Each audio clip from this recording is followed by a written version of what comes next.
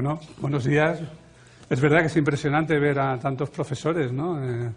Normalmente un profesor servía para tenernos a raya a 20, 30 o 40, depende de en qué año fuera escolarizado uno, pero aquí 1.400 profesores y otros en reserva fuera para solo 4 profes o educadores o madres educadoras. Bueno, es francamente un poquito impresionante.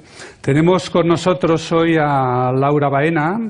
Laura Baena trabaja en comunicación y en publicidad, pero es especialmente conocida por su papel de fundadora de Malas Madres. Me dicen, porque a 3 medidas nos pasa información, que es una buena mala madre, creo que así se llama un libro tuyo, Ser buena mala madre. Y nos contaba que su talento de pequeña era sobre todo dibujar y pensar constantemente cosas nuevas, lo que enloquecía un poco a su madre. Luego nos explicas si la enloquecía que pensaras o que dibujaras, pero bueno, lo dejamos para luego.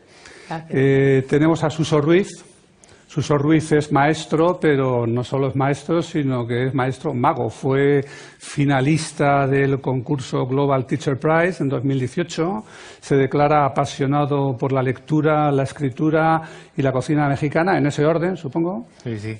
Y dice que para él el mundo es como una gran habitación llena de juguetes, una habitación gigante llena de juguetes, y que su talento es ilusionar, ¿no? Una especie de Toy Story, ¿no? Yo creo que la mayoría se estará preguntando si como maestro eres capaz de hacer que se esfume un alumno que se ha puesto un poco denso ese día, una cosa por el estilo, pero eso no hace falta que lo responda, ¿no? Hablaremos de otras cosas. Tengo lista de espera, ¿eh? Y tenemos a Silvia Leal. Silvia Leal es doctora en sociología, experta en liderazgo, cultura, transformación digital. Creo que hoy es sobre todo asesora, consultora, etcétera, pero ha sido directiva y fue nominada como una de las 100 directivas españolas más importantes. Dice que es muy trabajadora, que es muy curiosa, y me dicen las notas que vive en el futuro, siempre, pero hoy va a estar un rato, ¿no? Te quedas un rato en el presente y hablamos de todo esto.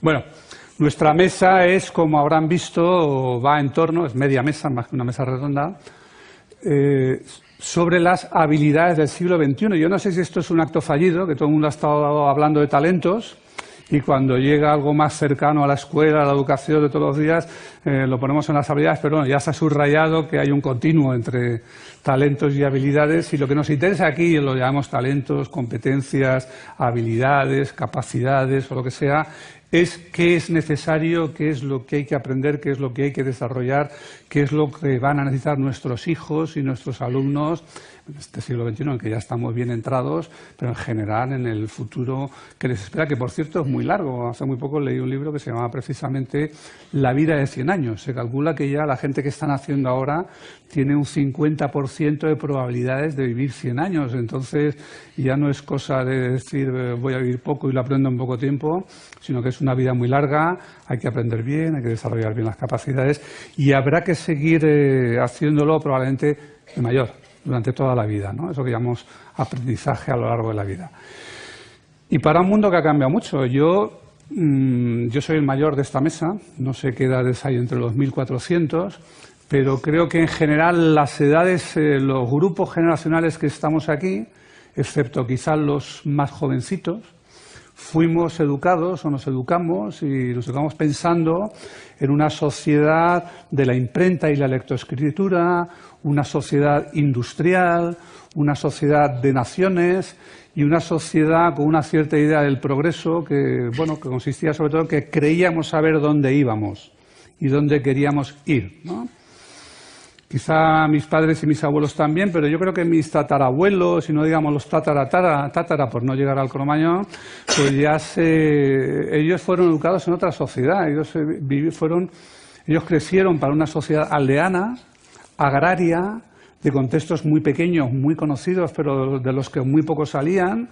Para salir había que aprender latín, que era lo que comunicaba a los que se movían un poquito por el mundo, es decir, otro mundo, ¿no?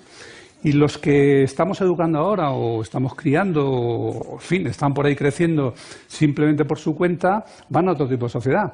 Es una sociedad digital, es una sociedad, vamos a decir, postindustrial, para no tener que precisar mucho, porque no sabemos muy bien qué es lo que es una sociedad global, ya no nacional.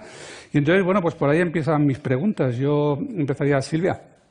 tú que vienes del futuro, ¿cuáles crees tú que son estas capacidades, habilidades, talentos que es preciso ahora desarrollar? Bueno, yo creo que para empezar lo que hay que transmitir es un poco de tranquilidad, porque todo esto, aunque sea parte del futuro, también lo es del presente, y hay cantidad de informes y de estudios que ya están diciendo cuáles serán esas habilidades, ¿no?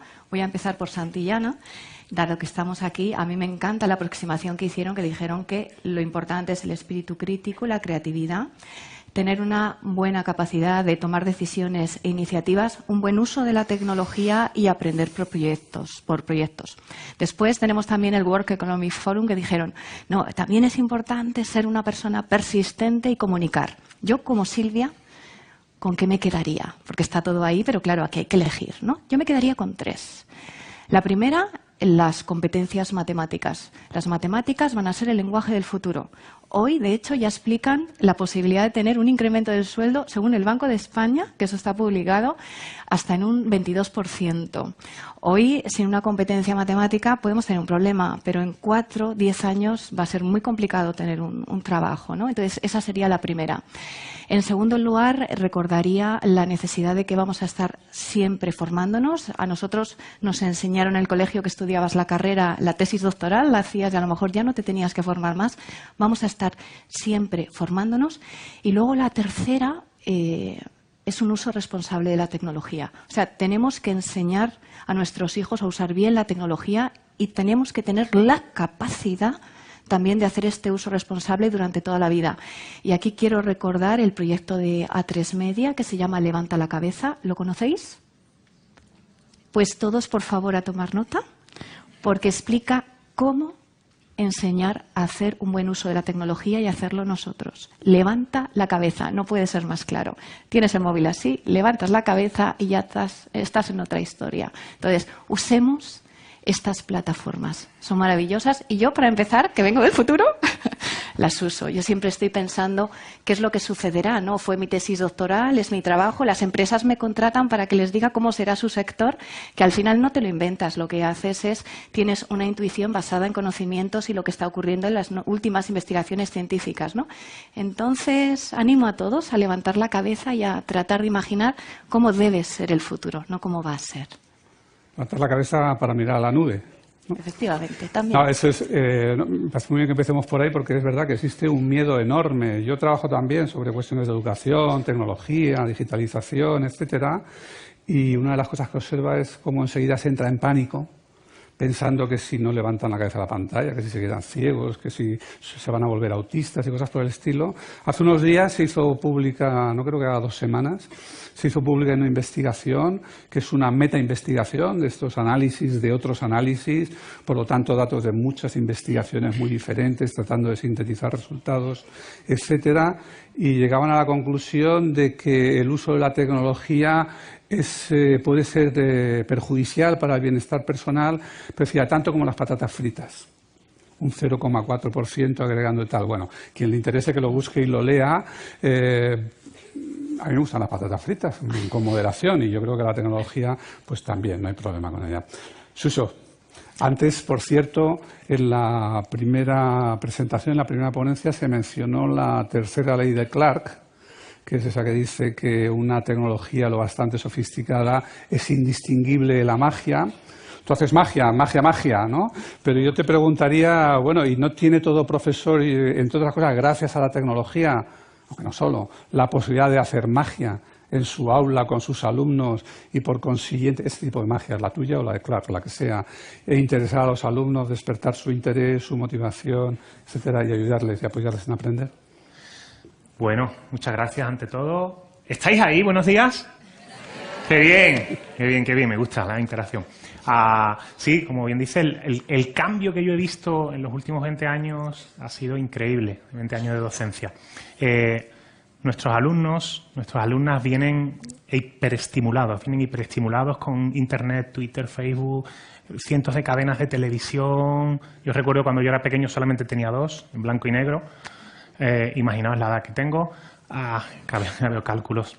Entonces, ahora están hiperestimulados. Y los docentes tenemos una labor increíble que es luchar contra esta hiperestimulación. Los niños llegan hiperestimulados. ¿Cómo podemos captarles la atención? Entonces, nuestra labor tiene que ser la de buscar métodos de motivación reales con alto potencial de motivación para captarles esa atención y luchar contra esa hiperestimulación. Mi recurso, el recurso que llevo usando desde hace mucho tiempo, es la magia. Entonces, aquí sé que muchos que estarán diciendo, bueno, el tío este de la coleta, ¿qué hace? ¿Que sus clases son un show continuo o qué? Por ahí dicen, sí, lo pensaba. Nada más lejos de la realidad. De hecho, creo que por aquí hay muchos docentes que utilizan la magia. Decidme que sí, a ver, levantadme la mano. Mira, qué bien, por allí, qué bien, muchas gracias. Entonces, lo que decías, es un recurso más, pero es un recurso especial, porque la magia tiene un alto potencial emocional y consigue captar la atención de, pues eso. Si yo hago vamos a hacer un experimento. Os vais a convertiros en mis niños, mis niñas de tercero de primaria y os voy a hacer una pregunta, me la contestáis ahí con buena voz, ¿vale? ¿Queréis ver un juego de magia? Sí. Imagínate esto en cualquier colegio de cualquier parte del mundo. Entonces, lo que sí es cómo usar esa magia, porque la podemos usar desde dos vías. Una en el que el profe hace la magia, les emociona, consigue desarrollar ciertas capacidades, y otra en la que el pequeñajo aprende magia y gracias a esa magia consigue desarrollar, porque son magia con doble fondo, porque van a ir encaminadas a trabajar uno u otro aspecto del currículum. Entonces, con esa magia van a repasar asignaturas, van a desarrollar habilidades comunicativas, que si quieres luego hablamos con más profundidad. Y me decías, ¿todos los profes pueden hacerlo? Sí, porque es una magia que no necesita una habilidad especial. Y si lo miras bien, el docente y el mago tienen roles muy similares. Porque el mago tiene que salir a su escenario, captar la atención de su público y luego transmitirle su show, su mundo interior, a través de su espectáculo de magia. Y el docente hace lo mismo a diario, tiene que salir a su clase, a su escenario, a su pizarra, captar la atención de su público, que son todos esos pequeñajos que están sentados ahí, y luego transmitirle todos esos conocimientos que tienen que aprender. Así que roles muy, muy similares. Verdad que se puede haberse puesto más difícil, ¿no? Yo les suelo mencionar a los profesores a veces una película que seguro que el 90% aquí ha visto, que es La lengua de las mariposas. Entonces, aparte de todo el recorrido trágico, el comienzo de la película y sobre todo el comienzo del relato de Rivas es el niño, Monchito, que va diciendo, cuando el profesor nos hablaba de aquellas batallas, de aquellos lugares, de aquellos animales, etcétera, si el profesor les hablaba de cosas que ellos nunca habían visto, ni verían si no fuera por la escuela. Y por lo tanto el profesor tenía la magia incorporada, por así decirlo. Hoy no. Hoy todo lo que les va a hablar el profesor lo han podido ver y más y con mejor color en las pantallas. Entonces la magia ahora hay que reinventarla, o la manera de convencer al alumnado de que hay un interés para él, para ellas, en la escuela. Eso hay que rehacerlo, no viene dado por el hecho de que los hayamos metido en un medio distinto, porque toda la información y muchas más cosas que van a tener ahí las tienen fuera, ¿no? Y eso lo viven particularmente los padres. Los padres ya antes de meterlos en la escuela ya veis cómo son de curiosos, cómo van a todo. ¿Qué esperáis? ¿Qué hacéis vosotros como educadores? Incluidas las malas madres, ¿eh? Hombre, yo primero de todo dar las gracias a Fundación A3 Media por pensar en mí, por pensar que una mala madre tenía un papel importante aquí, que al principio cuando dije, a ver qué voy a contar yo aquí, que pueda realmente ayudar. Pero seguro que muchos de aquí sois madres o padres. ¿Cuántos sois? Levantad la mano. Y que encima cuando digo, eres madre o padre y además profesor, ya digo, bueno, tienen el cielo ganado, la puertecita ya la tienen directa. Porque si difícil es conciliar para las madres y los padres, más difícil es encima cuando además eres profesor, ¿no? Es decir, por un lado eso, dar las gracias por ver que realmente tenemos un papel importante las madres y los padres. Y bueno, también pedir disculpas por dar un mensaje de ánimo y apoyo por todo lo que ha ocurrido en mi tierra. Soy malagueña y entonces hoy tengo el corazón partido. Pero quitando eso a un lado, deciros que para mí realmente estaba pensando antes y estaba diciendo la importancia por los vídeos, la importancia de los profesores, ¿no? Y entonces estaba recordando grandes profesores de mi vida, ¿no? Y recordaba que el profesor, don Manuel, como llamábamos cuando yo tengo 37 años, los de mi generación, soy del 81, y don Manuel me enseñó a decir madre, porque yo decía maderé. Y entonces llamó a mi madre y le dijo, esta niña no sabe pronunciar la D, la R, ni la T, ni la R, ¿no? Y ahí yo me tiré y mi profesor simplemente me dio la pauta de, Laura, repite maderé todas las veces, todo el rato. Y yo que pesada y con esfuerzo, siempre en mi vida estaba todo el rato en casa, madre, hasta que un día dije madre, y él me dio esa ayuda, ¿no? Y ahí hubo esa comunicación entre padres y profesores, ¿no? Luego pensaba en otro profesor y decía, pues don Antonio, que siempre supo ver el talento ese que tú decías de dibujar, ¿no? Y me acuerdo que siempre me dejaba esa vena artística de dibujar y siempre potenciaba esa parte, ¿no? Y luego, por último, pues Fran, ya en la universidad no le llamaba Don, pero era Fran el que me dijo un día en publicidad, cuando terminaba la carrera de publicidad en Málaga, y yo decía, solo sé que sé de mucho y no sé nada, ¿qué hago con mi vida? Me dijo, para seguir siendo creativa, Laura, te tienes que ir a Madrid, y me vine a estudiar artes visuales, ¿no? Pero cuando recorría mentalmente aquí esperando a entrar los grandes profesores, había dos que faltaban ahí, ¿no? Y ese eran mi padre y mi madre. Y yo, que soy tan llorona, si sigo hablando de ellos me pongo a llorar. Y entonces dije, es que no solo los grandes profes son ellos, ¿no? Los que están en el aula, los que están en el colegio, los que están en ese lado, sino también mi padre y mi madre que me ayudaron y me educaron en valores, ¿no? Por eso hemos hablado, bueno, habláis de la tecnología, de la magia, de cómo fomentar la educación, la creatividad, pero yo creo que algo muy importante es educar en valores, ¿no? Y esos valores tienen que estar unidos entre los grandes profes que están en la escuela y los grandes profes que están en casa, porque lo que ocurre hoy en día es que la falta de tiempo hace que...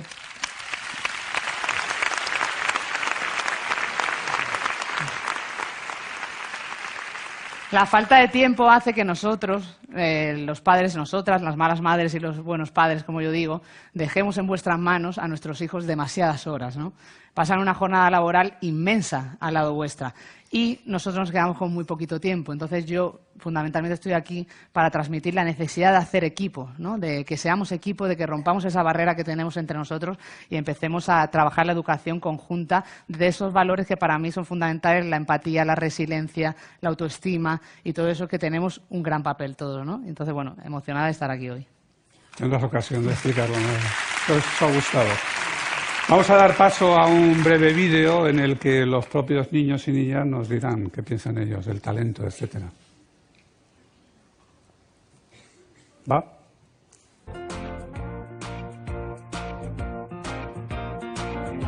El talento es cuando a una persona se le da bien una cosa o ella cree que se le da bien esa cosa. El talento no es solo para personas privilegiadas, sino también para personas de la calle, comunes y corrientes. Que todos somos en alguna medida talentosos. Si nos ponemos a mirar de dónde viene la palabra, del latín talentum, son monedas de oro, ¿no? Quiere decir... Talento.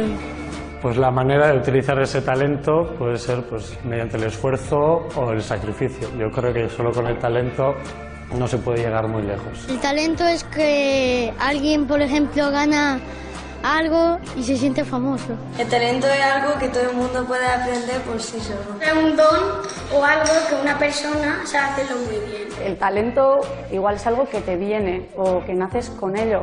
Lo que pasa es que luego hay que desarrollarlo, hay que hacerle caso, hay que escucharlo. El talento puede ser bueno en los deportes o saber chuparse el codo mismamente. ¿Talento? Para mí el talento es un don que tenemos las personas. Pues para mí el talento, como yo lo entiendo, está muy relacionado con la idea de ilusión. Me parece que es algo innato, pero sí que es verdad que se puede desarrollar con el tiempo. La escuela tiene que ser generadora de talento. El talento, si es para algo, es para compartirlo. Una cosa que todo el mundo puede desarrollar en una cosa que se le da bien. Pues lo que podemos tener todos. Una cosa maravillosa. Para mí el talento es una cualidad que te hace más o menos especial. Al final, un talento que esté bien desarrollado tiene que generar felicidad.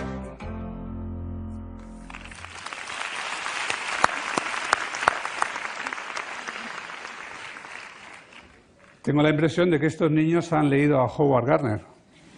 Parece, ¿sí? Y bueno, cada intervención merecería una discusión más larga, pero la verdad es que en conjunto me quedo más con la opinión de los niños que con la de los adultos, ¿no? Pero que quisiera coger el hilo de una cosa que ha dicho esta vez un adulto y que se mencionó también antes en un vídeo de presentación. El talento es el nombre de una moneda grecorromana, etcétera, etcétera. Pero los sociólogos somos muy aficionados a otro uso de la palabra talento y que casi todos ustedes conocen, seguro, por lo menos los de mi edad, todos hemos tenido una educación religiosa o por lo menos sobre religión, y seguro que todos recuerdan una cosa que se llama la parábola de los talentos, que está en el Evangelio según San Mateo, que consiste en un rico que se va de viaje y deja a los siervos y les deja, no me acuerdo, 3 talentos o 6 o 7 a cada uno, y cuando vuelve se enfada mucho, celebra a todos los que cogieron esos talentos, los invirtieron y le devuelven más, y se enfada terriblemente con el que los guardó porque temía perderlos y le devuelve lo mismo que le dejaron y le lanza una tremenda maldición que viene a decir esa de más o menos, vendrá el crujir y rechinar de dientes, y al que tenga se le dará, y al que nada tenga, lo poco que tenga, se le quitará, ¿no? Y eso es lo que llamamos el efecto Mateo. Por ejemplo, hoy se conoce mucho, se menciona mucho, sabiéndolo o no, cuando se dice que los ricos se hacen más ricos y los pobres se hacen más pobres. Eso pasa en el mundo de la economía en ciertas circunstancias, y ha sido muy utilizado en la escuela, donde, por ejemplo, en el ámbito del estudio de la lectoescritura, donde a veces se viene a decir, bueno, los que empiezan bien continúan muy bien, pero como empieces mal, la fastidias. Y esa es la discusión sobre si el talento se tiene o se cría, o se crea, o se cultiva, o se forma, etcétera. Y me parece que he visto más la posición de que el talento lo tiene todo el mundo entre los niños que entre los adultos. Es una discusión eterna. Es la discusión sobre herencia y ambiente, nature-nurture, etcétera, pero yo diría que también es una evolución. Es decir, que hemos pasado de una escuela que tenía por función, yo creo que cuando yo entré en la escuela era así, era ver quién tenía talento y quién no. Entonces se decía quién vale y quién no vale para estudiar. Y eso era el lenguaje común.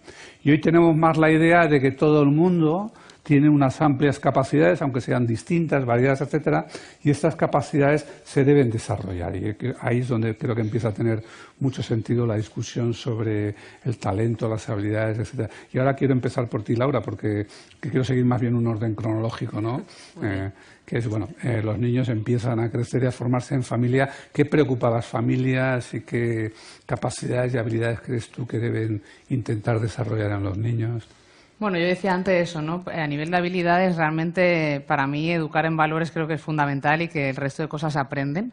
Y se aprenden en la escuela o se aprende con el conocimiento y toda la información que tenemos tan a mano. Pero para mí es muy importante, pues eso, ¿no? Antes me apuntaba empatía, ¿no? La necesidad que tienen los niños de ponerse al otro lado. Además, son habilidades que ayer reflexionando cuando nos contasteis un poco por dónde íbamos a hablar, era como me di cuenta que eran habilidades que había aprendido ya de mayor, ¿no? Me había dado cuenta de mayor que esto era muy importante, la empatía, ponerte en lugar del otro, ¿no? Creo que con el gran problema que tenemos del bullying en las escuelas y que nos preocupa tantísimo a los padres, con lo cual conecto una habilidad con una preocupación, esa es una de ellas, ¿no? Luego la resiliencia, ¿no? O sea, yo esa habilidad me encontré con ella al ser madre y al darme cuenta de que yo creía que podía ser quien quisiera ser, porque yo digo que soy una generación engañada por mensajes como llegarás donde quieras llegar, serás lo que quieras ser. Y a mi padre se le olvidó decirme que era mujer, iba a ser madre y se acabó. Entonces ahí, aunque se les olvidó en cierta medida, me educaron siempre en soñar lejos y en que podía conseguir los sueños y gracias a eso pues seguramente hoy estoy sentada aquí. Luego mi madre me educaba en tener los pies en la tierra y así entonces seguir manteniendo quién soy. Pero esa necesidad de resiliencia, de saber que va a haber obstáculos y que te vas a encontrar con cosas que no te gusten y vas a tener que superarlas, ¿no? Yo creo que eso es un gran reto, no solo de los padres, sino de los profesores. Ahí lanzo un mensaje a los padres y a las madres de hoy en día que realmente tenemos como ese miedo a sobreproteger, ese miedo a que no se equivoquen, ese miedo a que no fallen, a que no les suspendan, a que no le pongan un negativo a los profesores. No.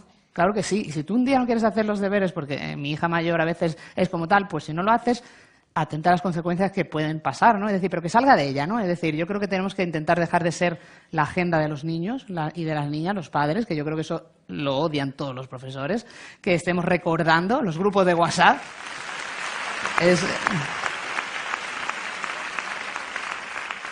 Yo tengo solo un grupo de WhatsApp, tengo 2 hijas, una de 3 y otros 7 años. Tengo el grupo de WhatsApp de la niña mayor. Yo el de la niña pequeña creo que ya saben que soy mala madre, entonces ya no me han aceptado y no tengo grupo de WhatsApp.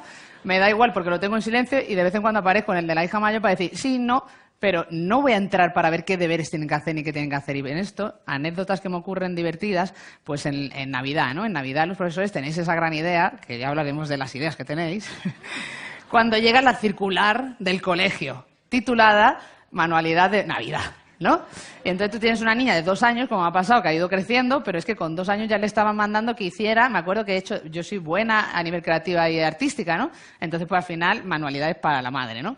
Y con 2 años le pidieron en la circular, hacen plastilina a la señorita Rottermeier. Y digo, la señorita Rottermeier en plastilina, madre mía, pues ¿quién hizo la señorita Rottermeier? Pues su madre. El último día, a última hora, por supuesto. Al año siguiente fue el ratón de biblioteca. O ya tenía 4 años, yo creo, Julia, y la hija mayor. Y entonces fue muy divertido lo que ocurrió, ¿no? Porque nosotros, pues bueno, yo venía ya de 2 años haciendo la plastilina el último día, atacada, tal, no sé qué, y entonces yo empiezo a hacer el ratón de biblioteca. Un ratón de biblioteca, ¿eh? O sea, no estamos hablando de cualquier cosa. Ahí el ratón con su libro y tal. Y me quedó un ratón estupendo, ¿qué quieres que os diga? O sea, era para ganar el premio del colegio. Entonces yo estaba haciendo el ratón, pero paralelamente, mientras yo hacía el ratón de biblioteca, mi hija se puso con la plastilina María a hacer su ratón de biblioteca. Entonces terminamos y teníamos 2 ratones de bibliotecas, uno maravilloso y otro que era un ratón de biblioteca que digo yo, bueno, pobrecita, no va a ir con eso, ¿no? Pensé. Hasta que le digo, Julia, tenemos 2, no podemos ir con 2 al cole. ¿Cuál llevamos? Y me dice mi hija de 4 años, el mío es mucho más bonito, mamá. Y eso fue una gran lección para mí. Me di cuenta en ese momento de que esos deberes, esas circulares no eran para mí. Eran para ella. Y que el gran reto no era llevar el mejor ratón de biblioteca, el mejor reto era estar juntos haciendo eso, ¿no? Y que...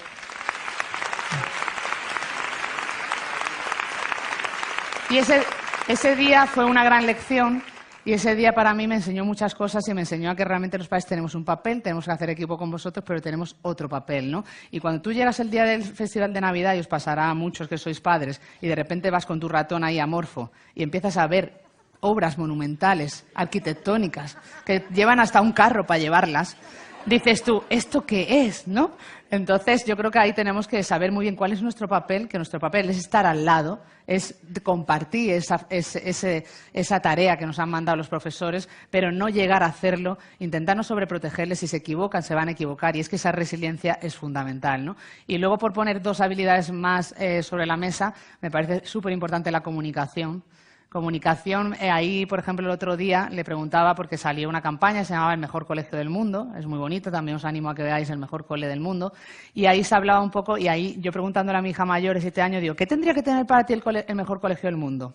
Pues empezó a decir un tobogán con 3 subidas y 3 bajadas, chucherías para todos y una fiesta ahí, ¿sabes?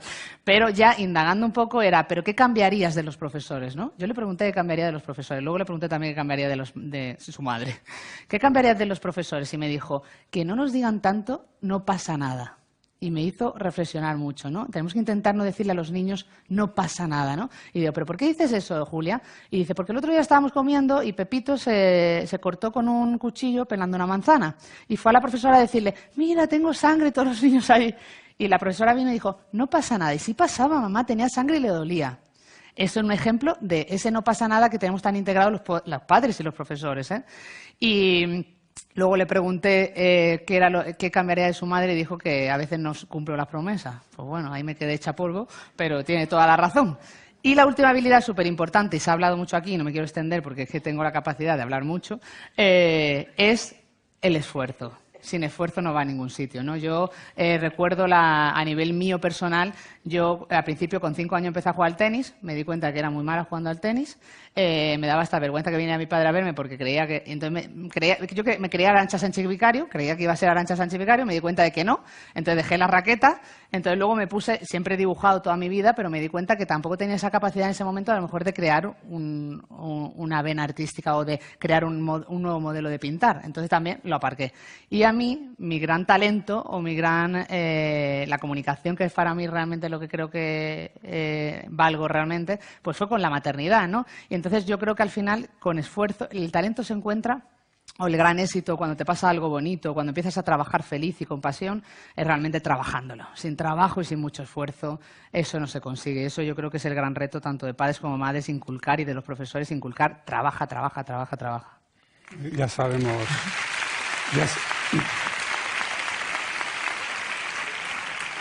Ya sabemos por qué hay un movimiento entre padres contra los deberes. Sí. Porque les toca a ellos, ¿no? Suso, tú que estás más en el centro de la escuela... Me recuerda una frase que escuché una vez que era: en esta gran orquesta del universo, todos y cada uno de nosotros hemos venido a tocar un instrumento en el cual seremos el número 1. Entonces, yo creo que los docentes tenemos que ser capaces de descubrir y guiar en el desarrollo de los talentos de esas personitas que tenemos ahí sentadas. Y como tú bien dices, el trabajarlo y el desarrollarlo con el esfuerzo.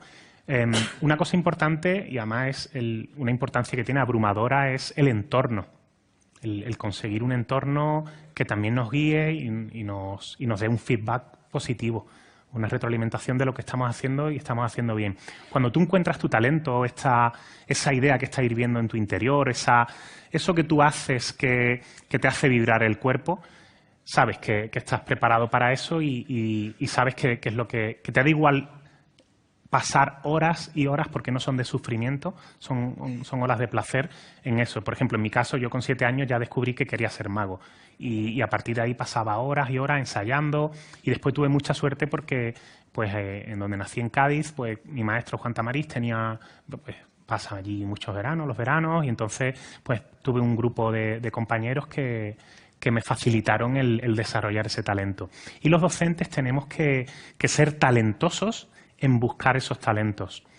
Porque, mira, os voy a poner un ejemplo. Hace 7, 8 años, mientras estábamos vigilando un recreo, había una chica que yo no le daba clase, se llama Carmen, y estaba haciendo con tiza una rosa de los vientos en el suelo.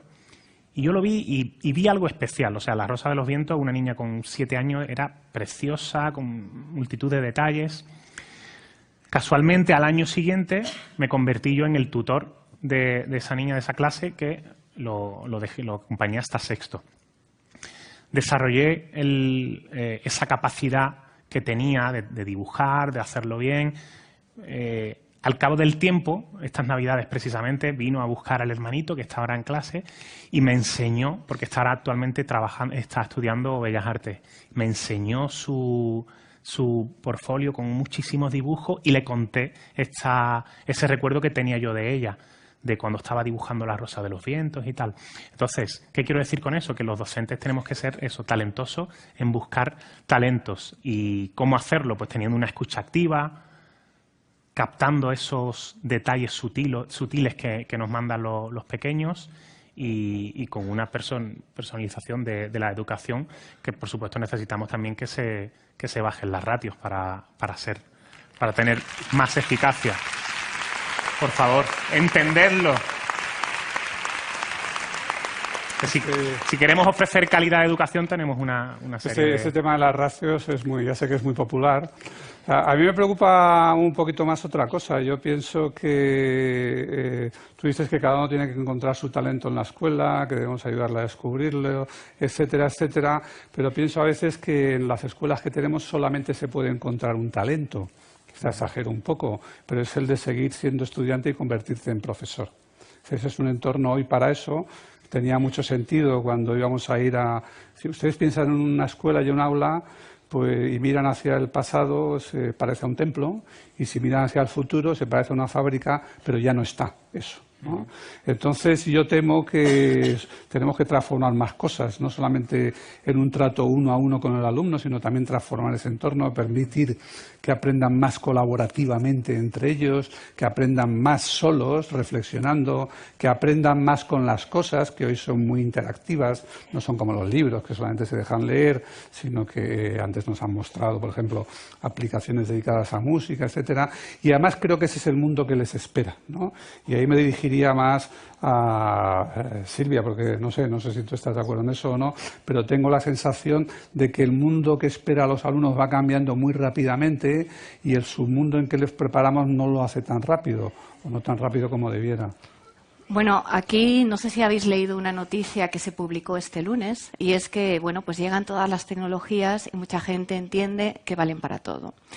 Entonces, ha habido incluso hoteles, restaurantes que han despedido a todos los camareros, a todos los cocineros, a todas las personas de la recepción, Y la noticia que había este lunes publicada es que el hotel más avanzado del mundo, que se llama Jena, había decidido despedir absolutamente a todos los robots y sustituirlos por personas de carne y hueso. Claro, alguien puede decir, entonces, ¿esto significa que no vamos a tener robots en los restaurantes, en los hoteles? No, no es la primera vez que sucede algo así, que la persona se sustituye por la tecnología y luego la tecnología se sustituye por la persona. Pasó hace 6 meses. En Escocia, un robot duró una semana atendiendo al personal y, bueno, lleva siendo una tendencia en China. ¿Por qué? Porque lo que tenemos que hacer es entender que hay una redistribución de tareas y de puestos de trabajo, que lo que se puede automatizar se va a seguir automatizando como toda la vida. Hoy un 10% de las tareas industriales están en manos de robot. En 10 años estaremos hablando de un 45%. Y los humanos vamos a seguir teniendo ese espacio donde cuanto más humanos seamos, más difíciles de sustituir. Y hay muchos empleos así. Entonces tenemos que aprender a formar a nuestros hijos para estar preparados para hacer así, con mucha humanidad, empatía, emociones, su puesto de trabajo, para desarrollarlo de esta manera y no serán sustituidos por robots. Pues yo creo que les produce gran alivio. Bueno. Yo sé que muchos profesores quieren ser sustituidos por robots. En universidad, donde los alumnos se mantienen solos, lo temen más todavía, pero por lo que dices, creo que el futuro no. Estén tranquilos los profesores, que lo que tendrán es un robot al lado que les ayudará en diversas tareas, ¿no? Y ojalá tengan otra cosa, que yo creo que están haciendo muchos centros, que es un profesor al lado. Estar menos solos en el aula, menos solos con su grupo y más en docencia colaborativa. Teníamos otro vídeo, pero tengo la impresión de que se han puesto los 2 vídeos, uno detrás de otro y... ¿No? ¿Hay otro? Pues vamos a dar paso a ese segundo vídeo.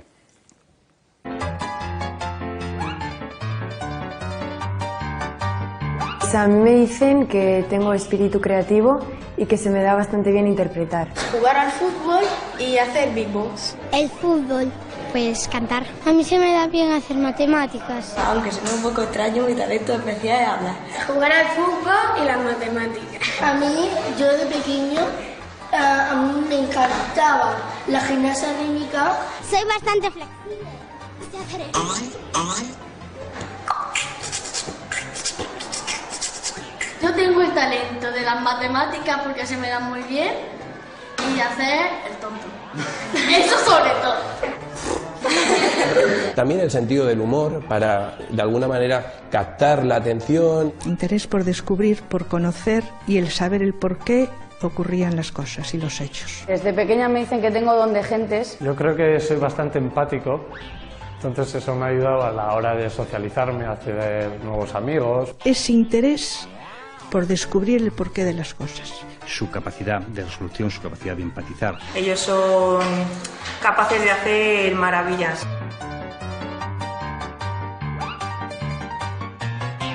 El arte de saber enseñar y de aguantarnos a nosotros todos los días. Tienen muchísima paciencia con nosotros porque además somos una clase muy desastrosa. Que son buenos. Explican bien y me ayudan cuando no entiendo algo. Pues la verdad es que ninguno, porque yo creo que a los profesores nos gusta mucho que hablemos. Aquí hay que cortar, ¿eh? El tener una paciencia tan grande para aguantar paletos como nosotros, la mayor cantidad de su día a día, dándoles la chapa.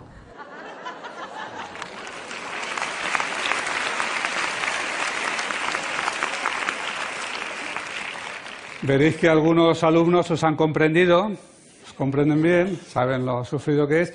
Es verdad, yo quisiera terminar esta mesa de hoy centrándonos en lo que no era el tema de la mesa, pero era el tema de la mesa y es el tema de la jornada, que son los profes o los grandes profes, ¿no? Porque creo que también es cierto que se ha vuelto mucho más difícil. Antes hablábamos de si todo el mundo tiene talento o no lo tiene, si se nace con él o se cría. Yo creo que antes, lo dije, la función de la escuela era más selectiva y esa función selectiva hacía que el profesor tuviera otro tipo de alumnos. Teníamos a todos, ni siquiera a todos. en primaria muy poco tiempo, ese tiempo en que son de goma y se puede hacer casi cualquier cosa con ellos, y luego iban quedando menos y cada vez menos y cada vez menos, que eran los que estaban contentos. Entonces escolarizar así era una cosa, ¿no? Escolarizar como lo hacemos hoy, que queremos que la escuela sea universal, que es universal, en la que pasan todo el mundo, y en España 10 años como mínimo, en la práctica 15 años la inmensa mayoría de la gente, y aspiramos a que pasen 17 y 18. Tenemos a todos desde los 3 años, se va a universalizar 2-3 o 1-3 años, que Europa dice que tiene que estar el 90% hasta los 18 o así para tener un título postobligatorio, y queremos una escuela inclusiva en la que entran todos. Y eso, evidentemente, es bastante más difícil, es mucho más difícil, y ahí es donde entra la diferencia, creo yo, entre ser profe y ser un gran profe, ¿no? Yo sé que contáis con el apoyo de Laura, y como tenemos muy poco tiempo, quiero hacer antes una pregunta a Silvia, ¿no? ¿Qué esperamos, particularmente de los profes, y sobre todo, qué les ofrecemos más bien? ¿Qué ofrece la sociedad? Tú que tienes una visión más desde el mundo del empleo, la empresa, etcétera, que es, bueno, lo que vienen a decir los niños, que su talento está en el fútbol o en lo que piensan ser de mayores, o también que piensan dedicarse al fútbol de mayores. Entonces, ¿qué les espera de mayores? Sí, yo creo que, bueno, comentaba antes que necesitamos niños que no hagan el trabajo como robots, sino que sean capaces de sacar toda la humanidad, ¿no? Y en el colegio lo que esperamos son niños con una educación personalizada, pero que efectivamente sean capaces de desarrollar todo su potencial. Y aquí, de nuevo, es mi deber hablar de que esperamos que se utilice la tecnología también para hacerlo, ¿no? Entonces, ¿por qué lo voy a poner encima de la mesa? Hablaba antes de las matemáticas y voy a hablar ahora de mi hijo. Yo tengo un hijo de 8 años al que hace 2 años se le atascaron las matemáticas, y yo que sé que son tan importantes, decidí poner un remedio. Como me he ido a vivir a la sierra, pues no podía poner un remedio con un profesor, y decidí utilizar la inteligencia artificial. Yo había leído que la inteligencia artificial permite reducir el tiempo de aprendizaje estándar de 7 meses a 14 semanas, y decidí probarlo. Hay herramientas españolas, herramientas también de otras características, de otros sitios, y decidí una que detectaba las emociones, y bueno, pues vamos a ver qué pasa. Acabó el colegio fenomenal y no ha dejado de utilizarla, y el fin de semana pasado escribió una carta de agradecimiento, no a la inteligencia artificial, sino a la profesora, que le había ido apoyando durante todo el proceso para ir recuperando esta competencia que él no tenía desarrollada, que con la tecnología yo he conseguido que fuera poco a poco mejorando, y que al hacer las pruebas para entrar en su nuevo colegio sacó un 95 de 98 en las pruebas. No es un crack, pero entre la profesora que lo detectó y yo, que puse los medios, conseguimos sacar una habilidad y un talento que pensábamos que no tenía. Entonces, ¿yo qué espero de la sociedad?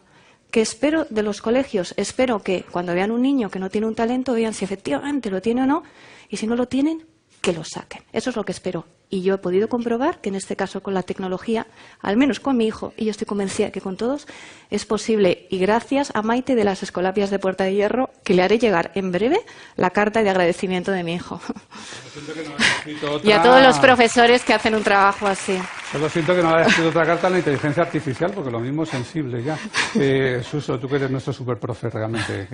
Yo, bueno, a los profes nos gustan recetitas para poder llevar a cabo el lunes mismo. Entonces, yo os voy a poner un ejemplo de cómo trabajamos en mi clase la creatividad, porque yo creo que es fundamental el que los niños aprendan a pensar, que se estrujen un poquito ahí la cabeza. Y entonces yo lo que les hago, podemos poner la primera imagen, es cada semana tenemos un cuaderno que es creatividad, y les coloco, les llevo un aparato mágico o algo diferente para que ellos tengan que pensar y que me tienen que explicar cómo funciona. Por ejemplo, este era un globo terráqueo que estaba ahí flotando, y entonces yo les dejaba un tiempo, no pueden tocarlo, solamente pueden observarlo, y luego me tienen que escribir, podemos ver la segunda, me tienen que escribir cómo funciona eso. Entonces es gracioso ver, pues dice que pues creo que tiene un imán la Tierra, y arriba hay un metal de la lámpara y con la luz lo empuja para no pegarse y con los dos lo sujeta. O aquel de allí que dice, es un aparato que se mueve, con V, con 2 imanes que están arriba y abajo y tiene luces y es una chulada. Entonces, claro, esto es bonito porque cada semana ellos van mirando, o a lo mejor les hago un truco de magia y les digo, oye, ¿cómo he hecho esto? Y me empiezan a explicar. Pero también tiene algo negativo, que es que algunas veces cuando yo les hago un juego de magia que no quiero que me expliquen cómo funciona, me dice, maestro, pues yo creo que lo has hecho así, así, así. Y digo, niño, cállate. Pero bueno, están entrenándose en cómo pensar de una forma diferente, en cómo descubrir, que yo creo que es de vital importancia que aprendan eso y que lo entrenen y que desarrollen la imaginación, porque todo lo que vemos en el mundo físico que ha creado el ser humano antes ha sido creado en el plano no físico, en la imaginación. Así que... los profes que resistan y que trabajen. Que sí, hombre, que seguro que lo estáis haciendo genial, pero que hay que desarrollar eso, sí. Y ya, nos queda poquito tiempo. Bueno, yo quiero decir una cosa. Que sé que no me quiere dejar hablar porque hablo mucho. Porque nos queda un minuto. Pero solo quiero darle dos mensajes a los profesores para que se eduque en dos retos súper importantes. Es decir, que no olvidéis, por favor, educar en valores de corresponsabilidad e igualdad, porque quiero que el día de mañana mis hijas no encuentren un freno a su carrera profesional y a sus sueños, y yo creo que ahí tenemos que trabajar todos en esos valores del feminismo. Y por otra parte también el espíritu autocrítico, ¿vale? Es decir, no solo la autocrítica que tienen que tener los niños consigo mismos, ese sentimiento de autocrítica, sino también vosotros con el sistema. Porque pongo un ejemplo súper rápido, pero este año que he escolarizado a mi hija pequeña, en la Comunidad de Madrid hay una ficha en la que tienes que poner todavía, en pleno siglo XXI, en el año que estamos, cuando estamos hablando de creatividad, que te tengas que etiquetar a tu hijo de cómo es tu hija, mala o buena, nerviosa o tranquila. O sea, yo creo que, y se lo comenté a un profesor y me dijo que esto, bueno, es que esto es así. No, yo creo que tenéis una capacidad enorme de esa autocrítica y de no solo hacerlo bien individualmente, sino en el conjunto de la sociedad. Solo eso. Gracias. Eso, creo que... Bueno, yo antes de irme, quiero haceros otra pregunta, la misma pregunta otra vez. ¿Queréis ver un juego de magia? Sí. Qué bien, pues tú eres la elegida, la que me vas a ayudar, Silvia. Venga. Te voy a hacer una pregunta y tú me la contestas. ¿Me tienes que... ¿Estás nerviosa o no? Uy, un poco. Sí, ¿no? La pregunta es la siguiente. Estoy intentando ver ahí... Me tienes que responder qué es para ti la vida. Bueno, a mí me marcó lo de que me enseñaron en el colegio. No, todavía, la música todavía no. La ponemos luego. Creces, te reproduces y mueres. No sé si es la respuesta que estabas esperando, no, ¿puede bueno, ser? Sí. ¿Y la vida del docente? Uy, la vida del docente es muy dura, ¿eh? Es dura, ¿verdad? No sabemos definirla bien, pero sí sabemos que hay cosas que nos gustan, otras que no, ¿vale? Las cosas malas que nos pasan a los docentes pues nos hacen sentirnos mal, nos rompen, pero las cosas buenas nos las van a unir. Yo voy a hacer un poquito de magia con un trozo de hilo que sería nuestra vida docente, ¿vale? Voy a utilizar tu ayuda, van a suceder cosas malas y cosas buenas, y ahora sí también pediría la ayuda de la música mágica. Una cosa mala que sucede en la vida docente, ¿qué podría ser? Por ejemplo... Que no te escuchen. Que no te escuchen. La falta de apoyo. Vamos a poner música así. Otra cosa sería, por ejemplo, la desilusión. La desilusión. ¿Otra cosa? La falta de motivación. La falta de motivación. La falta de interés. La falta de interés.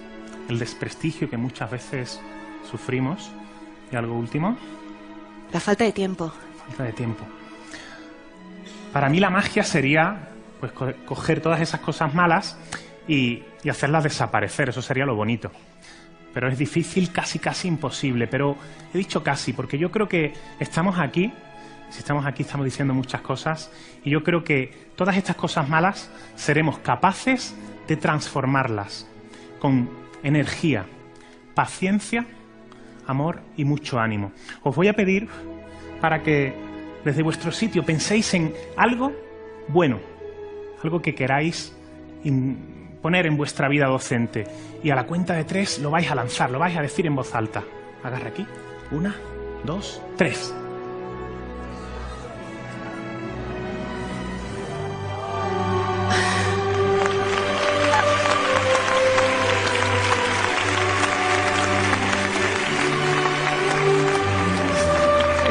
No cejéis en el empeño a pesar de todas esas dificultades, trabas y zancadillas que nos puedan poner.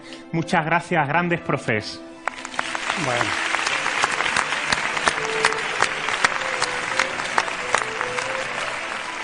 Muchas gracias a todos. Hemos hablado mucho de niños y niñas para señalar que el talento no se tiene o no se tiene, sino que se trabaja. Y lo mismo sucede con los grandes profes.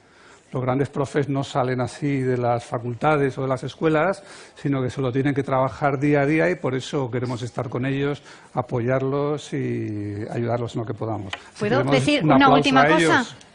Leí en un informe de PISA hace un mes que no hay nada que entusiasme más a un niño que la ilusión de un profesor.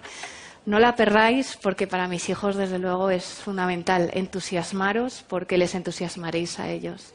Gracias. Volvimos a los profes.